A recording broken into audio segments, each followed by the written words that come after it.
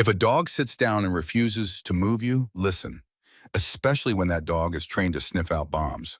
At 9:26 a.m. on a blistering July morning, K-9 officer Jake Turner wiped sweat from his brow and scanned the parking lot of the Tulsa Veterans Medical Center. The Oklahoma heat was already radiating off the asphalt in waves shimmering like water, making the VA hospital look like a fortress floating in a mirage. His partner Diesel, a 4-year-old Dutch Shepherd with a nose that could read fear, fire, or fury, walked silently at his side, tail neutral, muscles tight under a black and tan coat. They were on a routine sweep ahead of the Veterans Memorial Ceremony that Saturday. Nothing fancy, just make sure no one's left anything dangerous in their trunk. Jake liked this part of the job. It was calm, clear, no yelling, no adrenaline, just him and the quiet rhythm of trust. But that morning, Diesel broke the rhythm. They were moving through Section C of the parking lot when Diesel suddenly stopped in front of an old Ford pickup. Jake didn't think much of it at first. The truck was beat to hell, dented hood cracked, windshield Marine Corps sticker curling on the bumper. It could have been anyone's. Then Diesel sat down, not in a lazy mid-morning stretch kind of way. This was a trained alert. His ears perked, back straight, eyes fixed on the passenger side of the truck. It was the posture Jake had seen during drills, during calls, during real moments where seconds mattered. And he wasn't budging. Diesel Jake said, keeping his voice even, "Heel." Nothing. Jake glanced around. A few hospital staff were moving carts in the distance. One maintenance guy paused to watch. Jake gave him a polite wave and returned to the dog. He crouched low, peering through the dusty passenger window. The interior was messy but familiar, coffee-stained thermos, military duffel in the back, and Jake's breath caught a perfectly folded American flag resting on the dash with a pair of worn tan gloves underneath it, the kind used by soldiers in places the average American only saw in headlines. Jake felt it before he could name it reverence. He'd seen shrines like this before, not in trucks but in homes' rooms untouched for years after a son or daughter never came home. The glove placement, the flag, the dust that dared not be disturbed. He stood back up and keyed his radio. Unit 2 to dispatch plate check on a Ford F-150 parked Southeast Lot VA Hospital. Marine Corps sticker. Over. The reply came fast. Registered to Matthew Brody. No warrants. Local address. No flags. Jake narrowed his eyes at the vehicle. Copy. Still, Diesel didn't move. His body vibrated with focus, nose working overtime, as if he were reading something just beyond human senses. Jake trusted the dog more than his own instincts sometimes. Diesel had never false alarmed in his life. "Okay, buddy," Jake muttered, rubbing the back of Diesel's neck. "What are you trying to tell me?" A shadow moved across the pavement behind them. "You looking for me?" a voice asked. Jake turned to see a man in his early 40s, medium height, lean jeans and a plain gray t-shirt, broad shoulders under civilian cloth, eyes like granite, sun-worn and distant. With something behind them, Jake recognized immediately a man who'd seen more than he'd ever admit. "That's my truck." Jake stood and nodded. "You Matthew Brody?" "That's right." "Officer Turner, K-9 unit, your vehicle triggered an alert from my partner here." Matthew glanced down at Diesel, still unmoving. "He's alerting on something inside," Brody asked, his tone calm but not surprised. "That's what I'm trying to figure out." Brody didn't argue, didn't posture, didn't flinch. Instead, he tilted his head, looked back at the pickup and said quietly, "He's a good dog." That's when Jake's training got kicked in, not tactical, but emotional. Something was going on here. No panic, no defensiveness, just a man who looked tired. "Have you transported any fireworks ammo or explosives recently?" Jake asked. Brody hesitated, then sighed. "Not in 10 years. Jake raised an eyebrow. Officer Brody continued, eyes now locked on the folded flag through the windshield. "You might want to know what you're dealing with before you open that door. If you believe dogs understand us more than we understand ourselves, subscribe now to Heroes for Animals. You'll never miss a true story like this, where loyalty runs deeper than blood." Jake took a breath and nodded. "I'm listening." "I served with SEAL Team 6, Brody said. 3 tours in Afghanistan. After the last one, well, I got medically retired." Jake said nothing, but his posture shifted slightly. "Respect. The kind you didn't fake." "There's no bomb in that truck," Brody added. "But your dog." He's not wrong. Diesel let out a soft whine, the kind he usually reserved for active scenes, trapped, victims, unmarked, graves, places heavy with history.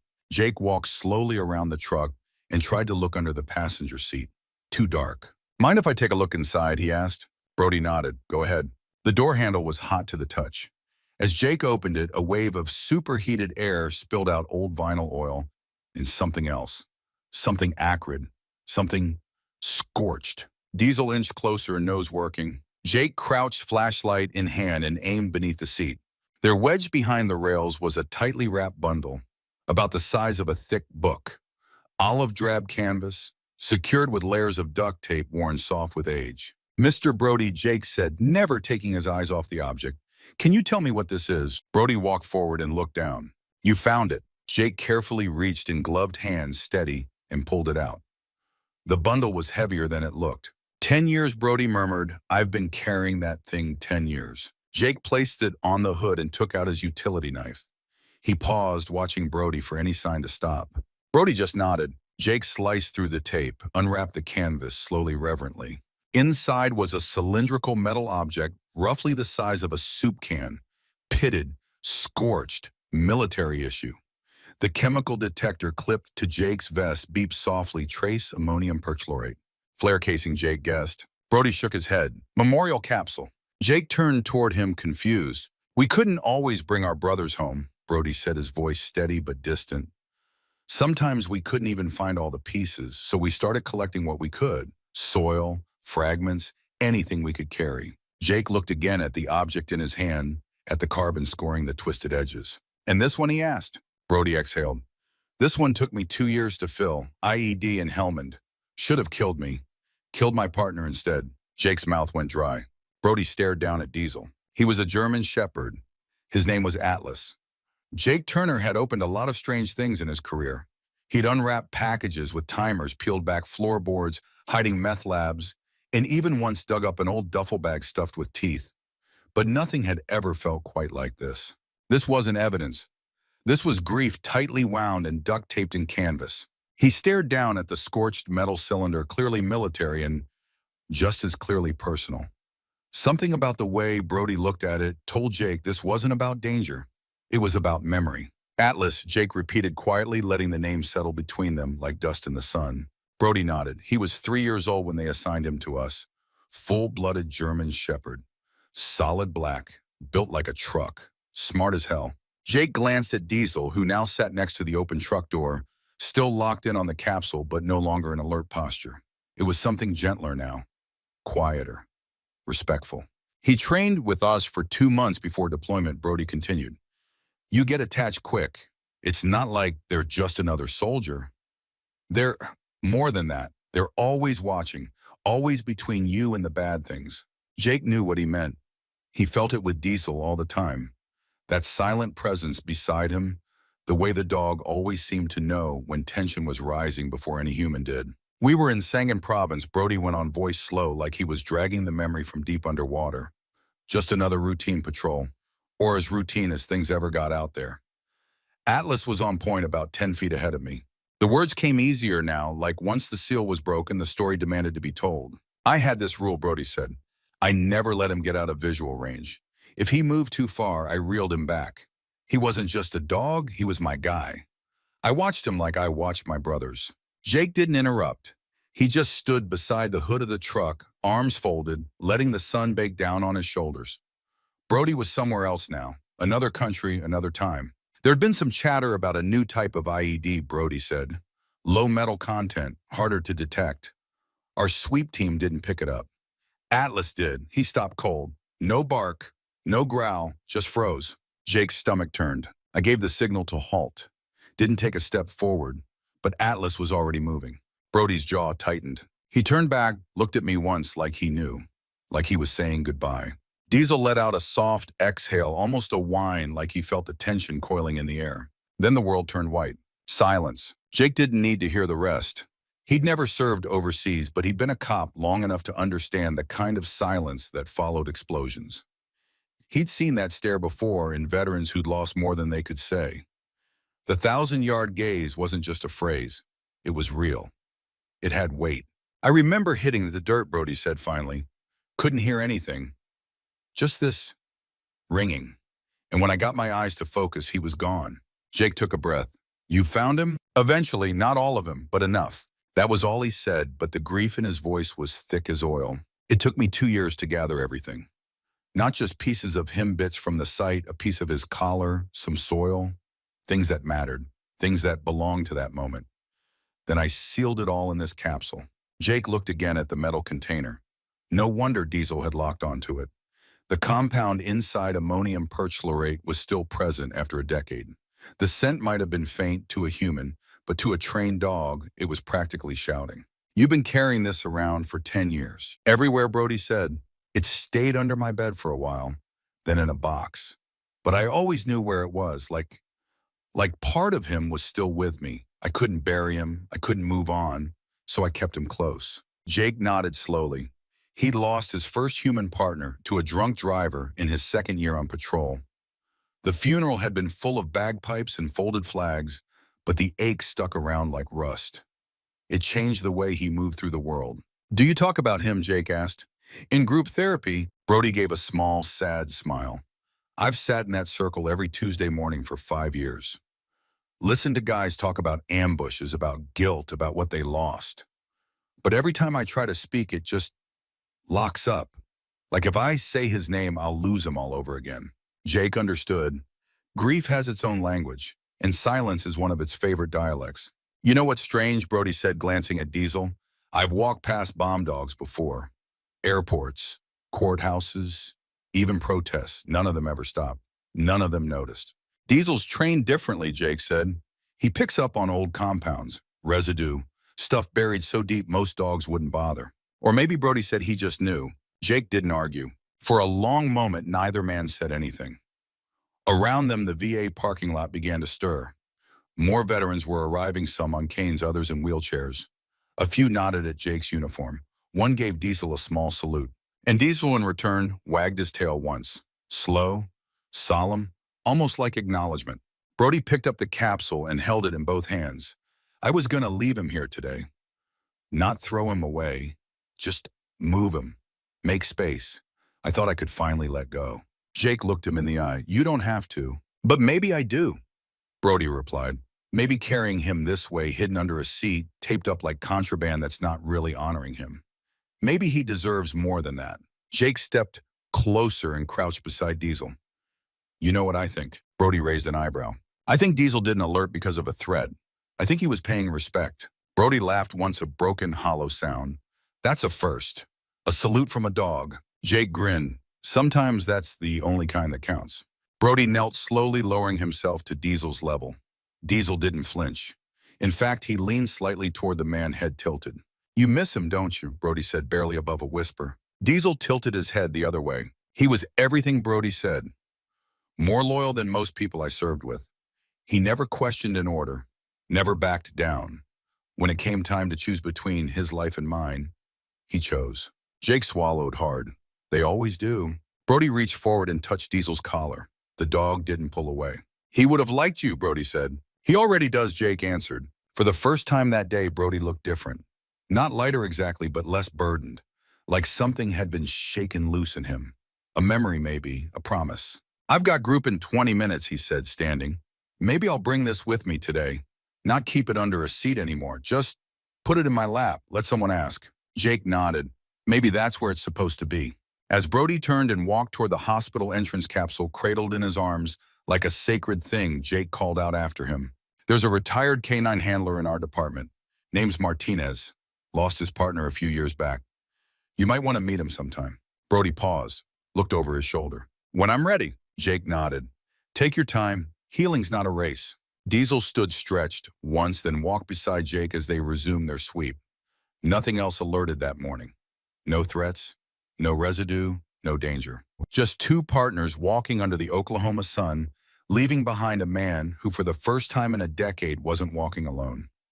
The next Tuesday, Officer Jake Turner returned to the VA hospital not for duty, but to check on something he couldn't get off his mind. It had been 3 days since his canine partner Diesel locked onto that memorial capsule in the back of Matt Brody's truck, 3 days since he watched a war-hardened man crack open a memory sealed tight for a decade. And yet what stayed with Jake the most wasn't the metal cylinder. It was the look in Diesel's eyes when he sat beside it like he was sitting with a ghost. Jake had seen plenty of trauma in his career. Domestic calls, fatal crashes, drug busts gone sideways. But nothing ever cut quite like witnessing grief that had no words, only weight. So he went back. No uniform, no badge, just jeans, a flannel shirt, and a baseball cap pulled low. He even left Diesel at home. This wasn't about work. The therapy group at the VA met in the community wing, a modest rec room with beige walls, plastic chairs in a circle, and a large coffee urn that always smelled slightly burned. When Jake stepped inside, a few heads turned curious but not unfriendly. And there he was, Matt Brody, sitting in the third chair from the left capsule, cradled openly in his lap. Not hidden, not under his seat, just there like it belonged. Jake didn't interrupt. He sat in the back quiet, just a witness. A man in his 60s was speaking, Vietnam vet, judging by the faded tattoo on his forearm. He was talking about a bridge, a mistake, and the guilt he still carried. Jake listened harder when the man stopped and nodded toward Brody. Matt, the man said, "You bring him again today." Matt looked down at the capsule, then up. "Yeah." Someone else asked softly, "What was his name again?" Brody cleared his throat. "Atlas." Just saying the name out loud seemed to shake something loose in the room. A quiet hum of recognition passed through the group, like they'd all just felt the same thing at the same time. "He wasn't human," Matt said, "but he was the best soldier I ever served with." And for the next 10 minutes he talked. He told them about Sangin, about the IED, about how Atlas saved his life. He told them about the years that followed, how he couldn't sleep, how he couldn't say the dog's name out loud, how he couldn't bring himself to throw away the pieces he'd salvaged from that day. "I couldn't bury him," he said, voice cracking, "because I didn't have a grave. So I made one, out of scorched metal and old canvas. And I kept it close like a secret I was too ashamed to tell." No one interrupted. No one looked away. Jake from the back of the room felt something shift, not just in Matt, but in the entire circle. They weren't just hearing about a dog. They were hearing about a brother, a sacrifice, a wound that never scabbed over because no one had ever dared look at it in the light. When the meeting ended, Jake didn't approach him. He just nodded from across the room, and Matt nodded back. That was enough. Over the next few weeks, something remarkable started to happen. Matt came back every Tuesday, and so did the capsule. But more than that, he started talking more, sitting a little straighter, making eye contact. He even cracked a joke, once dry, dark, and only mildly inappropriate, which earned a chorus of laughter from the circle. And then one morning, something new. Jake was back in uniform, working another sweep at the VA, when Matt walked across the lot carrying a leash. On the other end was a German Shepherd, not quite as big as Atlas, must have been younger too, and clearly not trained for combat. But the dog moved with curiosity and confidence, looking around like the world was full of things worth sniffing. "Name's Scout," Matt said, stopping beside Jake. "Adopted him from the shelter last weekend." Jake raised an eyebrow, smiling. "Looks like you're ready." Matt nodded, not for war, just for company. Scout sniffed Diesel cautiously. Diesel, always the professional, gave a polite snort and wagged his tail once. "They'll figure each other out," Jake said. "Like we did," Matt replied. They stood there a moment, just watching their dogs exist. Two men no longer strangers, two warriors not saying everything, but saying enough. Later that week, Jake stopped by Captain Ramirez's office with a request. "I want to bring Brody in to speak with the recruits," he said. Ramirez looked up from her desk, surprised. "He military?" "SEAL Team 6, 3 tours. And he's stable." Jake nodded. "He's got the story these kids need to hear." She considered it, then smiled. "I'll make room on next month's schedule." When Matt arrived at the academy a few weeks later, he brought the capsule with him, but didn't open it. He just set it gently on the podium like a badge. He spoke for 20 minutes. No notes, no fluff, just hard truth. And the room was dead silent. He didn't preach. He didn't dramatize. He just told them what it was like to trust a dog more than some people. To watch that dog walk toward death to save your life. To live with the guilt of surviving. "You want to be handlers," he said at the end, looking out over the classroom of young recruits. "Then understand this. They don't just follow your commands. They follow your heart. They read it like a damn blueprint. So if you're broken inside, they'll carry that too." There was a long pause, then a round of applause that started slow and didn't stop. Back in the patrol car, Jake sat beside Diesel, watching the sun dip low over Tulsa. The city was quiet in that twilight way, golden light pooling over rooftops, long shadows stretching like lazy ghosts. "You know, boy," he said, scratching behind Diesel's ear, "you did something I never could." Diesel tilted his head, ears perked. You helped a man lay a ghost to rest. Diesel snorted softly and returned to staring out the window. His job, as always, wasn't done. But for once, it felt like the world had shifted for the better. That weekend, the VA held another memorial ceremony. Jake worked security again, standing near the entrance with Diesel. As the veterans filed in, he spotted Matt, third row, same seat as before. But this time he wasn't alone. Scout sat beside him, ears twitching every few seconds. And in Matt's lap, resting calmly, was the capsule. Not hidden, not gripped, just held. When the speaker at the podium mentioned the sacrifice of service animals, Matt stood, and so did Jake, and Diesel. And for a brief second, every eye in the audience turned toward them, not just the bums, but the men. The teams. The stories that would never make headlines but deserve to be remembered. Matt leaned down, whispered something into Scout's ear, and nodded toward the flag.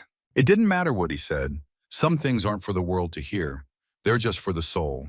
Between soldier and memory. Between man and dog. Afterward, Jake approached and shook his hand. "You look lighter," he said. "I am," Matt replied. "I stopped carrying him like a secret. Now I carry him like a badge." Jake smiled. "Sounds about right." They stood in silence again as the American flag rippled above the ceremony, catching the last golden rays of sunlight. Diesel pressed against Jake's leg. Scout lay down beside Matt's feet. And in that still moment, nothing needed saying, because everything had already been said by a citizen in the quiet presence of a dog who wouldn't move until a buried story saw daylight. It was a slow Thursday night in Tulsa when Officer Jake Turner got the call. "Suspicious package at a VFW hall off 11th and Delaware. K9 requested." Jake glanced at the clock on the dashboard, 7:43 p.m. He was just about to head home. Diesel let out a low huff in the back seat, the kind that said figures. "You're ready?" Jake asked, starting the engine. Diesel stood immediately, eyes alert. The old VFW post looked quiet when they arrived, American flag flapping lazily, parking lot half empty, a few pickups and sedans outside. Inside, a local veterans group had been setting up for a charity poker night when one of them noticed a strange package under a table near the bar. Standard protocol. Could have been nothing, but better safe than sorry. Jake led Diesel through the entrance and nodded at the officer posted just inside. "Where is it?" "Back room." One of the guys said it was tucked under a table. They cleared the place just to be safe. As they approached, Jake clicked the leash free. Standard sweep Diesel. The dog moved with practiced, calm nose, low tail, still. It took him less than 10 seconds to approach a duffel bag leaning against the wall. Then he stopped. Jake's pulse quickened. Diesel didn't sit in alert. He just stared. Still, focused. And somehow, sad, Jake moved forward, slowly crouched down and saw what Diesel saw. Not wires, not a bomb, but a folded flag neatly arranged inside a clear display case. On top of it, resting like a medal, was a black nylon dog collar with faded metal tags. Jake let out a long breath. A few minutes later, a gray-haired man in a Vietnam vet cap came over. "Sorry to call it in like that. It's mine." Jake stood. "Mind telling me what it is?" The man nodded solemnly. "We lost one of our guys last week. Name was Ed. Used to bring his old K9 partner with him to every meeting, German Shepherd named Roscoe. Roscoe died 3 years ago, but Ed brought that flag and collar every week. Said it kept him company." Jake looked back at Diesel, who hadn't moved, still watching the display. "He left the case to us in his will," the man added. "We're putting it up in the hall next month. But someone saw it under the table tonight, panicked. Thought it was a threat." Jake gave a quiet nod. "It's not a threat, just memory." As he walked Diesel back to the cruiser, he thought about something Matt Brody said weeks ago in therapy group. Sometimes the ghosts don't haunt us. Sometimes we haunt them because we never gave them permission to rest. That weekend, Jake and Diesel stopped by the shelter where Matt had adopted Scout. It wasn't planned. Jake just found himself turning into the lot, then walking into the front lobby like it was muscle memory. Diesel moved beside him, relaxed but curious. A young woman at the desk smiled. "Looking to adopt," Jake hesitated. "Just looking." But as he walked the kennels, something shifted. Each cage was a story waiting to be told, some filled with wagging tails and hopeful eyes, others with quiet stares that said, "I've seen too much." One pen held a sandy-colored dog with intelligent eyes and a nervous stance. Maybe a shepherd mix. Maybe something else. Hard to tell. Diesel approached first. He didn't bark. He didn't sniff. He just sat down. Jake read the card on the gate, name Ranger. Age 6, surrendered by handler, former working dog. He looked at Diesel. "What do you think?" Diesel glanced at him, then back at Ranger. "Like saying your move partner." Jake wasn't sure why, but he asked to see the paperwork. The next day, Jake met Matt at a local coffee shop. Scout was at his feet, stretched out comfortably under the table. Jake brought Ranger along, and the two dogs greeted each other with casual curiosity. "So you got another one?" Matt asked, sipping his black coffee. "Didn't plan on it," Jake said, "but Diesel made the call." Matt smiled. "They always do." They sat for a while, talking about nothing and everything: football, traffic, the weird comfort of 2 a.m. drive-through food. At one point, Matt reached down to scratch Scout's ears. "You know what I've learned," he said quietly. "Healing doesn't look like you expect it to. You don't wake up one day and say, 'I'm good now.' You just realize the weight shifted. You're still carrying it, but you're not dragging it anymore." Jake nodded. "You let other people carry it with you." Matt looked up. "And dogs?" Jake smiled. "Especially dogs." That evening, Jake went home and did something he hadn't done in years. He opened a box in the back of his closet, the one marked Williams, his first partner, killed in a DUI crash that should have taken them both. Inside was a folded uniform shirt, a pair of aviators, and a dash cam flash drive he'd never watched. Diesel lay beside him, on the floor, chin on Jake's knee. Jake didn't cry. He didn't speak. He just sat with it. Let it be. The following week, Jake and Matt were invited to a ceremony at the state capitol, honoring K-9 units and their handlers. Matt was hesitant at first. "It's not like I'm in service anymore," he said. Jake shrugged. "Doesn't mean your story's not." Matt eventually agreed. The event was small, mostly officials, press, and a few invited families. Diesel and Ranger wore polished service vests. Scout sported a red bandana that said, "In Training, Emotional Support." They stood in the rotunda beneath a marble dome as a speaker read names of fallen K-9s from the last 10 years. Each name echoed against the walls like a soft drumbeat of loss. When the speaker said Atlas, Matt's breath caught. He hadn't expected it, but Diesel turned, faced him, and sat, not in alert, not in readiness, but in vigil. Jake watched as Matt slowly knelt down beside the dog and pressed his hand into Diesel's chest. Then, for the first time in public, he pulled the capsule from his coat and set it gently on the ground. Diesel lowered his head and touched his nose to the fabric. The entire room went still. It wasn't scripted. It wasn't planned. But every single person in that marble hall knew they were witnessing something sacred, an unspoken moment between the past and the present, between the living and the dead. Jake would later describe it as the moment time folded. Matt just called it coming home. That night, Jake found himself lying awake with Ranger at his feet and Diesel at his side. He wasn't thinking about work. He was thinking about loyalty, about sacrifice, about what it means to be remembered not with medals or speeches, but with silence, with presence, with a dog who wouldn't move until the pain was acknowledged. "Hey, buddy," he said softly, looking at Diesel in the dark. "Thank you." Diesel didn't react, just let out a slow exhale and settled in deeper. But Jake could feel it, that understanding, that bond, that weight now lighter because it was no longer his alone. The call came on a Sunday afternoon, unusual in its timing, but not in its tone. "Jake," the voice crackled through the line, "we've got a situation out at the lake house."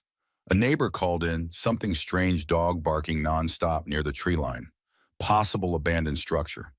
K-9 requested. Jake Turner looked up from his porch where he'd just poured himself a cup of sweet tea and was watching Diesel chew methodically on a rubber bone. "Copy that," Jake said. "On our way." By the time he and Diesel arrived at Lake Sequoia, a county deputy was already waiting near a gravel pull-off. The area was remote, no cell signal, no street lights, just trees, reeds, and the smell of damp pine needles hanging thick in the air. "You the one with the K-9, the deputy asked. Jake nodded, stepping out and opening the rear hatch. Diesel jumped down with a practiced grace, eyes scanning body low. The scent of something old was in the air. Jake could feel it before Diesel even reacted. "We've got a boarded-up cabin about 100 yards in," the deputy said. "Neighbor said someone's been visiting it off and on, but today they heard barking. Said it went on for 2 straight hours." Jake followed the deputy through the underbrush until they reached the cabin. It was no bigger than a fishing shack, weather-worn windows blacked out with cardboard. But the porch looked swept, the lock freshly replaced. And from inside came the unmistakable rhythmic sound of claws against wood. Someone or something was inside. Jake motioned to the deputy. "Stay back." Diesel moved ahead of him, nose twitching, ears up. Jake knocked once. Nothing. Then came a low bark, not from Diesel, from inside. Jake turned the knob, unlocked. He stepped inside and immediately smelled it: dust, mildew, and something more intimate, like wet fur, aging leather, and memory. The barking stopped the moment Diesel entered. In the corner of the small cabin sat a man. It took Jake a second to recognize him. Brody. Matt Brody looked up, startled at first, then nodded slowly. He was sitting on the floor beside an old trunk, Scout curled against his thigh, panting but calm. The room was dim lit only by a single oil lantern. A few old photo albums were scattered across the floor. Jake stepped in slowly. "You okay?" Matt gave a dry laugh. "Define okay." Jake crouched down beside him. "What happened?" Matt looked around the room like he hadn't been in it for years. "This was my uncle's place. He left it to me in his will. I haven't been here since Atlas. Since I came back." He ran a hand through his hair. "Thought maybe it was time." Scout didn't like it. Started barking the second we walked in. Couldn't calm him down. Jake looked at Diesel, who had walked over to the trunk and was now sniffing it with measured, deliberate sniffs, head tilted, tail still. "What is that?" Jake asked, gesturing to the trunk. Matt reached forward and slowly opened it. Inside were dozens of items, medals, dog tags, a few newspaper clippings yellowed with age. And on top, an old training log stamped with military markings and a name K9 Atlas. Jake blinked. "You didn't know this was here?" "I had no idea. My uncle never said a word. But I guess he kept things that mattered." Matt pulled out a faded photo. In it, a younger version of himself knelt beside a black German Shepherd Atlas. Tail high, tongue out, ears alert. "He looks proud," Jake said. Matt whispered. Then Diesel did something strange. He circled the trunk once, then sat right beside it. Not in alert, not in boredom. In vigil, just like he had with the memorial capsule. Matt stared at the dog. "How the hell does he know?" Jake sat down beside them. "I stopped asking questions like that a long time ago. Dogs just know things." Matt nodded slowly, reaching into the trunk again. This time he pulled out something wrapped in cloth, dark, soft, old. He unwrapped it. It was a harness, Atlas's harness. The nameplate barely visible now, but the stitching still intact. Matt held it for a long time, both hands shaking slightly. Then quietly he said, "I thought I'd buried everything there was to bury." Jake didn't say anything. Just let him sit in that space. Sometimes silence is where the real healing happens. Back in town later that night, Jake pulled into his driveway and sat for a moment before getting out. Diesel was already dozing in the back seat the way he did after emotionally charged calls. He carried the weight too, just differently. Jake checked his phone. A message from Matt. "I think I'm ready to speak at that memorial fundraiser next month. Atlas would have wanted that. Thanks for today." Jake smiled. Typed back. "He was never really gone, Matt. Just waiting for you to catch up." The fundraiser was held at a civic center downtown, hosted by a local nonprofit that raised money for retired service dogs and their medical care. Jake had volunteered Diesel and Ranger for a meet and greet section where kids could learn about working dogs, pet them, and ask questions. Ranger, naturally a bit shy, warmed up fast when a little girl in a wheelchair offered him a piece of bacon from her snack bag. Meanwhile, Matt stood near the front entrance, a table set up with photos of Atlas, the harness, and even the capsule. Scout lay at his feet, tail thumping lazily every few seconds. People came, listened. Some stayed silent. Some cried. And when Matt stepped on stage to speak, he didn't bring notes. He brought the harness. "I carried this with me for years," he began. "And for a long time, I thought it was a symbol of what I'd lost. But I was wrong. It's a symbol of what I was given." He paused, looked out at the crowd. "Atlas didn't just save my life. He gave me something to live for after." The room held its breath. And now he added, voice stronger. "His memory is going to help other dogs, other handlers, other people who need a reason to come back home, not just in body, but in heart." When the applause came, it was quiet at first, then louder, then standing. As people left that night, one woman older, wearing a Gold Star pin, walked up to Matt. "My son worked with dogs, too," she said, eyes glistening. "I never knew what it meant. Not really, until now." Matt took her hand. "He'd be proud of you for coming." Jake stood nearby, watching it all unfold. Watching a man who once carried grief like a weight begin to lift others instead. And Diesel, he was lying near the table, nose gently pressed to the base of Atlas's harness. As if to say, "We remember, we honor, we carry on." A week after the fundraiser, Jake Turner received a letter. Not a text, not an email. An actual letter. The envelope was hand-addressed, the paper thick and cream-colored, like the kind used for wedding invites or official commendations. Inside it read, "Officer Turner, my name is Diana Cross. I'm the director of the National Service K9 Memorial Initiative based out of Colorado Springs. I attended the memorial fundraiser last Saturday. I didn't introduce myself at the time, but I watched you and I watched your dog. I watched Matt Brody speak, and I saw something I hadn't seen in years, a room full of people who finally understood what it means to lose a partner with four legs. We'd like to honor both Diesel and Atlas at our annual National Canine Memorial Day this spring, and we'd like Matt to speak again. Let us know if you'll come. With gratitude, Diana. Jake folded the letter slowly and stared out the window for a long moment. Diesel lay at his feet, gently snoring, a peacekeeper off duty. Jake smiled and reached down to scratch behind his ears. You're not just working cases anymore, are you, boy? You're healing people. The trip to Colorado took a day and a half. Jake and Matt drove together, alternating playlists, classic rock 90s country, and a few silent hours where they didn't need music at all. Diesel rode in the back, stretched out like royalty. Scout sat beside Matt, alert as always. When they arrived, the weather was crisp. Spring air still had a bite to it in the Rockies, but the sun was out and the sky was that deep Colorado blue you only get above 6,000 feet. The memorial was held on a grassy hill overlooking a granite wall etched with the names of every certified service canine killed in the line of duty since 1942. There were nearly 500 names. One now read Atlas, Canine Hero, Afghanistan. Matt stood for a long time in front of that section. He didn't cry, but his fingers touched the etched letters like he was reading them in Braille. Jake stood nearby, giving him space. Then almost instinctively, Diesel walked forward. He sat down beside the wall, right next to Atlas's name. No command, no prompt. He just knew. The ceremony drew over 300 attendees, handlers, military families, Gold Star parents, retired officers, civilians who had no personal connection but came out of respect. Each story that was told brought something different. Courage, heartbreak, humor, closure.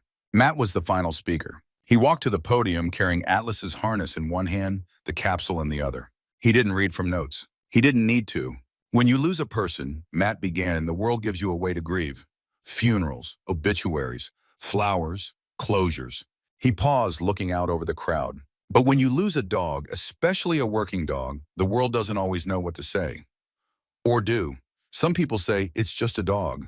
He held up the harness. This belonged to the one who found bombs before we stepped on them, who woke us up when the wind shifted wrong, who put his body between ours and the end of the line. Matt's voice broke just slightly. You tell me that's just a dog. The crowd stood in silence. You could hear the wind shift in the trees. I carried my grief like a secret, he continued, taped up in canvas, locked away. But a dog named Diesel who never met Atlas found that capsule. And he knew. Somehow he knew. Jake looked down at Diesel, who was lying at his feet. The dog's ears twitched, but he didn't move. Dogs don't forget, Matt said, even when we try to. That night, the hotel was quiet. Jake stood outside on the balcony, coffee in hand, looking at the mountains in the distance. Beside him, Matt leaned against the railing. You ever wonder what happens to them? Matt asked. After. Jake glanced at him. The dogs. Yeah. Jake took a long sip. I think they wait. Matt raised an eyebrow. I think when we finally go, Jake said, they're there, waiting on the other side of the fence, ready to run alongside us. Again, no leash, no commands, just home. Matt was quiet for a long time. Then he nodded. Yeah, I like that. Back in Tulsa, a few weeks later, Jake received a package at the precinct. Inside was a bronze plaque, engraved, Atlas and Diesel, the bond that spans beyond death. National Canine Memorial Recognition. Colorado Springs, 2025. Jake mounted it in the hallway of the Canine Training Unit right above the photo wall. Between two framed portraits, one of Diesel in mid-sprint during a training demo, and one of Atlas scanned from Matt's original photo, black fur gleaming, tongue out, gaze sharp. When the new recruits walked past, they always paused.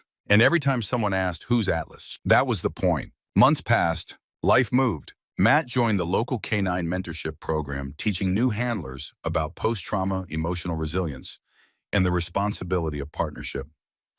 He never claimed to be a counselor, but his sessions always filled up.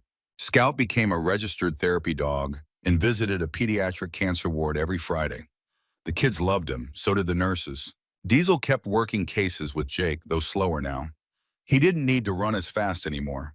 He just needed to show up, sniff and speak in his own quiet language. And Ranger became the guardian of Jake's home, always watching the door, always alert. Because once a working dog, always a protector, On a quiet Saturday morning, Jake walked into the living room and found Diesel lying beside the memorial plaque. It wasn't where he usually slept. Jake crouched beside him, rubbed his ears. "You still remember, huh?" he whispered. Diesel thumped his tail once, then closed his eyes. 6 months later, Diesel passed peacefully in his sleep. Jake found him curled up at the foot of his bed, face relaxed, breath quiet. Just gone. No pain, no sound, just rest. The department held a private memorial. Matt gave the eulogy. "He didn't just work cases," Matt said, voice thick. "He worked hearts. He healed them, mine included." Jake buried Diesel in his backyard under the oak tree near the fence line. And beside him, years later, he'd bury Ranger. Because some legacies are meant to live side by side. Years from now, when new handlers enter that same hallway at the Tulsa precinct and stop in front of the plaque, they'll read the names Atlas and Diesel without knowing the full story. But if they ask, someone will tell them. That's the reason our program has therapy sessions built in. That's the reason we talk about grief in week 1. That's the reason we teach that dogs don't just find evidence, they find what we've buried in ourselves. They'll nod, and they'll remember. Thank you for following this story to its end. If this journey moved you, inspired you, or made you think of your own dog, your own loss, or someone you know who carries an unspoken memory, let us know in the comments. What do you think dogs know that we don't? And have you ever had a moment where a dog seemed to understand your pain before you even said a word? We'd love to hear your story. And if you haven't already, please subscribe to Heroes for Animals so you don't miss the next true story of loyalty, courage, and the silent guardians who walk beside us. We'll see you again soon.